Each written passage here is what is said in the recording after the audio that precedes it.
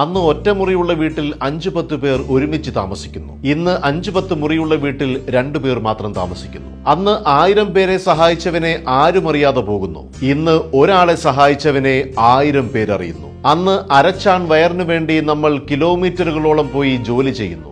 ഇന്ന് ഒരു ചാൺ വയറ് കുറയ്ക്കാനായി നമ്മൾ കിലോമീറ്ററുകളോളം നടക്കുന്നു. അന്ന് ജീവിക്കാനായി നമ്മൾ ഭക്ഷണം കഴിക്കുന്നു. ഇന്ന് ഭക്ഷണം കഴിക്കാനായി നമ്മൾ ജീവിക്കുന്നു. അന്ന് വീടിനകത്ത് ഭക്ഷണം കഴിച്ച് പുറത്ത് ടോയ്ലറ്റിൽ പോകുന്നു. ഇന്ന് പുറത്ത് ഭക്ഷണം കഴിച്ച് അകത്ത് ടോയ്ലറ്റിൽ പോകുന്നു. അന്ന് മാനം മറയ്ക്കാനായി നമ്മൾ വസ്ത്രം ധരിക്കുന്നു. ഇന്ന് മാനം തുറന്നു കാട്ടാനായി നമ്മൾ വസ്ത്രം ധരിക്കുന്നു. അന്ന് കീറിയ വസ്ത്രങ്ങളും തുന്നിയെടുത്ത് നാം ഉപയോഗിക്കുന്നു. ഇന്ന് തുന്നിയെടുത്ത വസ്ത്രങ്ങൾ നാം കീറിപ്പറിച്ചുപയോഗിക്കുന്നു. അന്ന് അധ്യാപകരുടെ കയ്യിൽ നിന്നും അടി കിട്ടാതിരിക്കാൻ കുട്ടികൾ പ്രാർത്ഥിക്കുന്നു. ഇന്ന് കുട്ടികളുടെ കയ്യിൽ നിന്ന് അടി കിട്ടാതിരിക്കാൻ അധ്യാപകർ പ്രാർത്ഥിക്കുന്നു. നാം പിന്നിട്ട വഴികൾ ഒന്ന് തിരിഞ്ഞു നോക്കാൻ ആരോ എഴുതിയ അർത്ഥവത്തായ വരികൾ.